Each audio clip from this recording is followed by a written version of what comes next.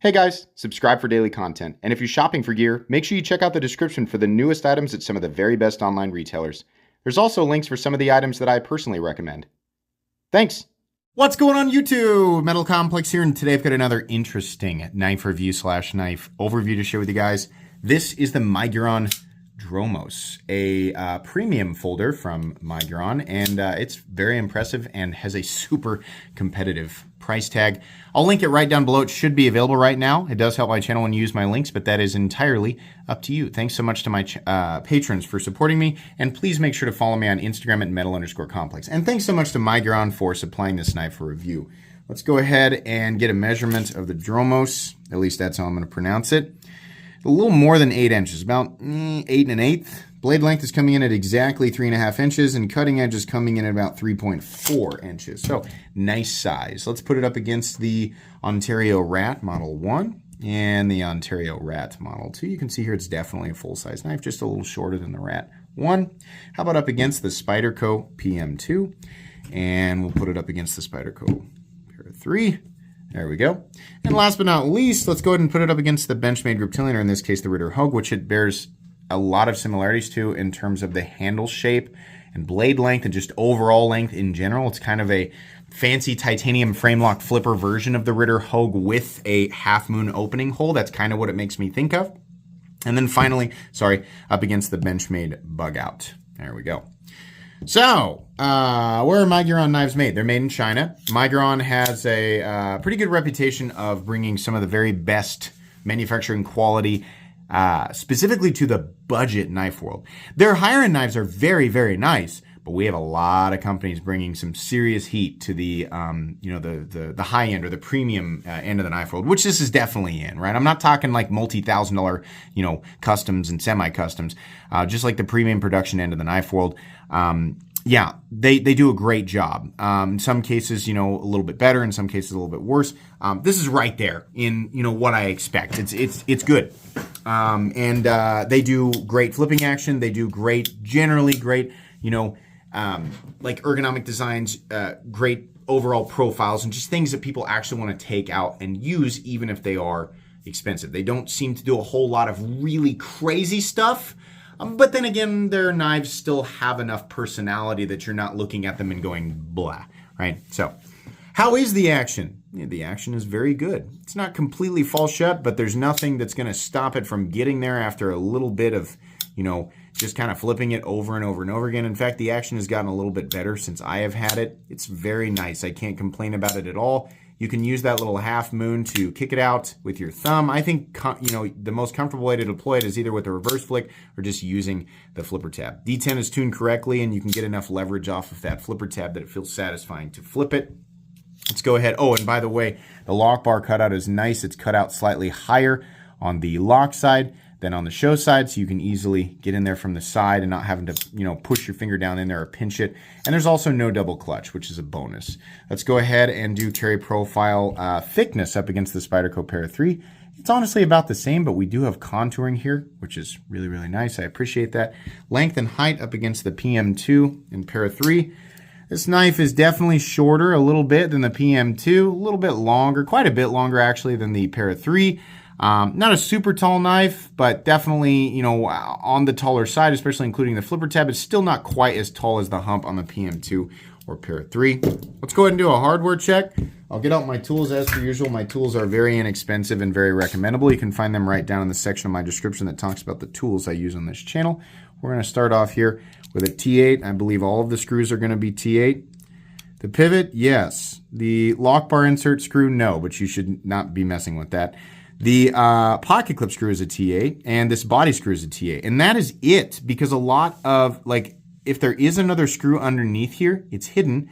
And I also noticed that there's a bar holding in the backspacer right here, which is nice because it doesn't require another screw to hold it in. It's just like a bar that goes through into probably little holes in the titanium that's cut out.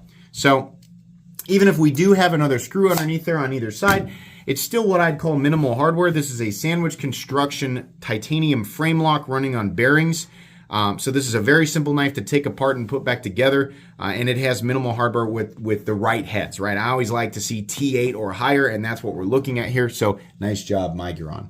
Materials, we are looking at carbon fiber inlays on titanium and then M390. I don't think we're looking at any milling for weight reduction because of the inlays. And yeah, that's not the case. It doesn't feel super duper heavy or anything. You guys might have noticed in there's a number. It says 76 of 130. For some reason, this is a limited run. I don't know if they just have limited capacity. They want to keep the ball rolling and keep new designs, coming out. Whatever. A lot of companies doing that right now. Weight on this knife, I'm going to guess 3.75. Oh, way off. 4.27 ounces. It doesn't feel heavy. It doesn't feel 4.27 ounces. Not that 4.27 is heavy.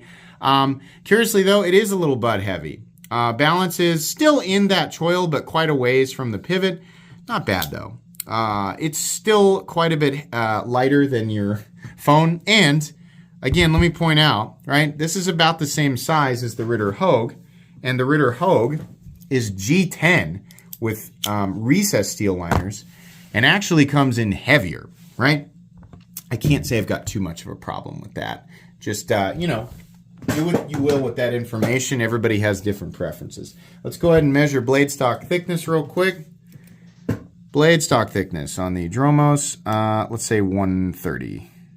Hey, oh, it's close. 125 thousandths, about the same as the Ritter Hogue. Okay, meat and potatoes time. In the unboxing, I had said, the carbon fiber looks good. There's like a little bit of a void. You can see it actually like right there.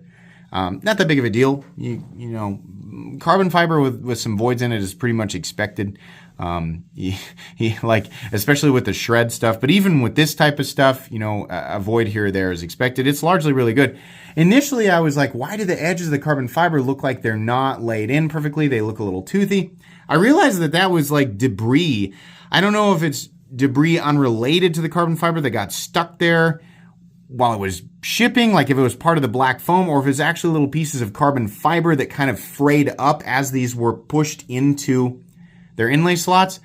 But ultimately, the inlay work I thought was really good, save for one area, and it's right there. It just kind of sunk a little bit low, but everywhere else, the inlay work on this looks fantastic, which is nice to see because, it's like people always want to reduce it. Oh, it's just carbon fiber and titanium. That is not the same thing as carbon fiber being very meticulously laid into titanium. No, there is no specific utilitarian benefit from it, but it costs more to do that accurately. If you have a knife where it's just like a faux bolster and then on this side it's just like a flat carbon fiber scale, that is way less complicated to do than laying carbon fiber into the titanium like this, right? It's not like it's a massive manufacturing cost, but it definitely is more money. And those are little details that people appreciate, people who are actually buying this stuff. Not people who are spectating and just making comments. The people who are actually buying this stuff appreciate these elements, right?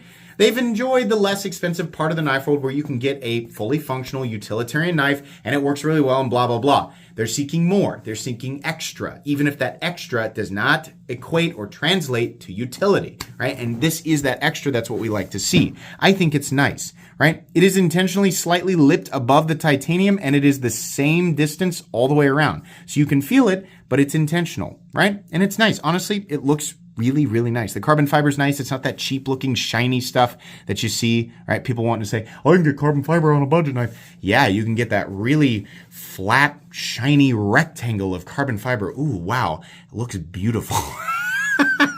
You can if you want to, or you can get, a lot of times it's not even solid carbon fiber. It's like a G10 carbon fiber laminate, which is like G10 with a thin sticker of carbon fiber. This is nicer stuff. It looks really, really good. Again, no functional benefit. It just looks nice. Ergonomically, this is beautiful. This knife is beautifully ergonomic. It really does remind me of the curvature and handle shape of the Ritter Hogue. All edges are extremely nicely knocked down. There's contouring, right? Edges of the titanium frame. I really like this area here. We have this line of titanium, and then there's the divider for the actual frame lock, and it just looks really nice. This side of the knife looks really, really cool, and I appreciate it. Yeah, overall quality is very good. This really doesn't have any issues, any fit and finish issues. And they took some extra steps, which I think is nice. They also give you a full milled titanium backspacer that's been raised above the frame just a little bit, and it's been radiused, which looks really nice. And then we have a milled titanium clip. There are lots of companies out there charging us Chinese companies charging us $250 to $270 for pocket knives with plain flat titanium, some generic drop point blade with nothing going on, a stamped titanium clip and backspacers. And they're just not bringing much to the table. This carbon fiber inlays, titanium backspacer, titanium pocket clip. The blade's generic, right? But it's nice. It's slightly different than what we normally see, right? It doesn't have that folding steak knife look. Very good and very, very comfortable, I think is what I was saying. Curiously, there's no jimping here. This should have, I don't know why they didn't put any jimping here. I think it would have been better. This is a knife that I wouldn't shy away from taking out and using for long periods of time, and I think that lock-in would have helped. The flipper tab does not create a hot spot. It's sort of angled a little slightly upward, and the jimping is not so aggressive that it's going to bother your hand. Really, really nice. The blade, flat ground, kind of a trailing point, I don't know. What do we want to call this? Modified trailing point? I'm not really sure. Slight swedge up here. Comes down to a reasonably thin edge and has been sharpened well as far as, production knife from the factory.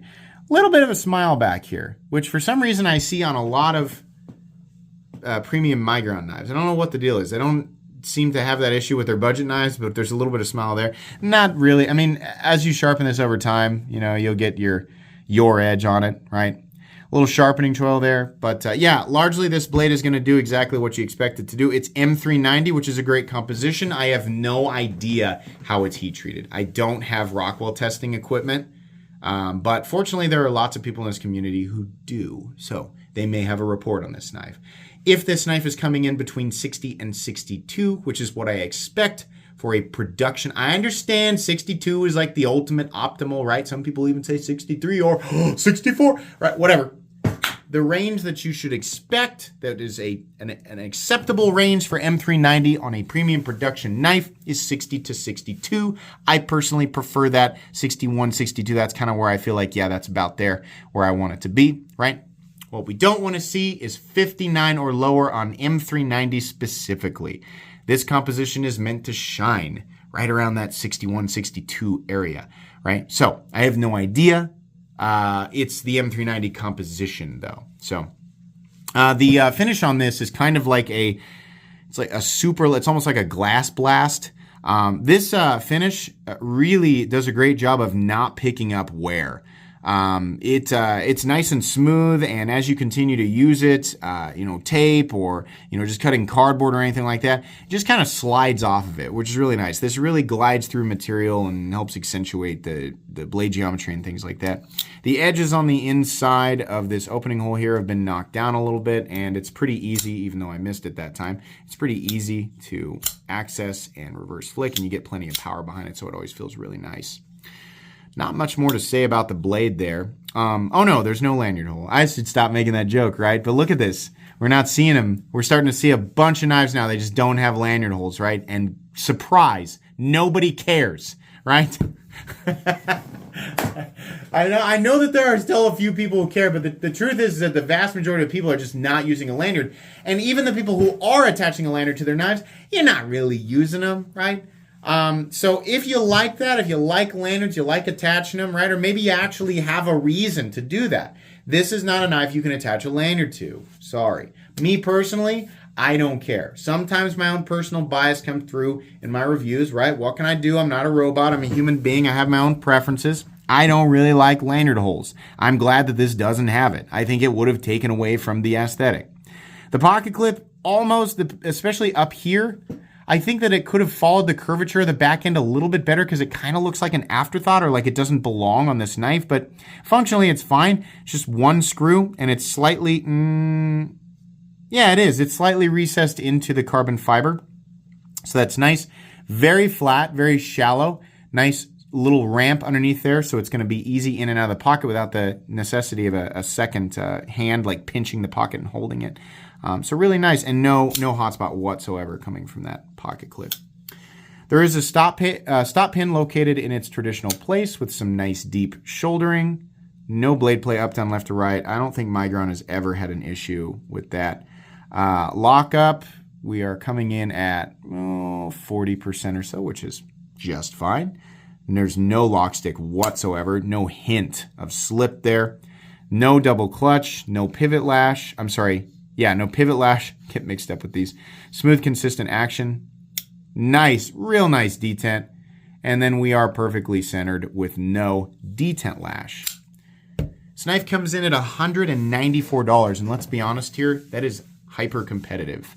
Yes, there are companies making knives of similar quality with similar materials and even similar complex inlay work for slightly less in some cases, but this is a very, very competitive price, right? It's not a knife profile we've never seen before. I think some people will look at this and say it looks kind of like a Koenig Arius, right? If you take away all the details and just leave the silhouette, some similarities there too. We've definitely seen this before. It's not like we've never seen carbon fiber inlays before. There's nothing specifically special about this knife. It's just a slightly different design coming in at a really nice price tag. I cannot argue with that price tag. I think the price is great.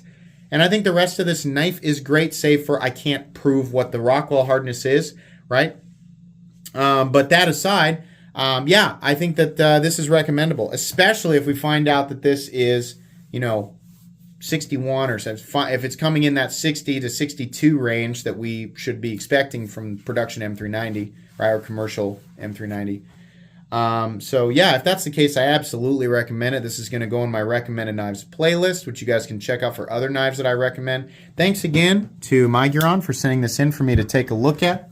Please make sure to follow me on Instagram at metal_complex. If you enjoyed this video, leave a like. If you'd like to check out my other content, I do of course have lots of videos of knives that are either expensive or inexpensive that I do or don't like, so check those out. And if you enjoy all my content, go ahead and click on that Metal Complex logo right there and subscribe, because there's definitely more coming. Thanks again for watching, everybody, and have a great day.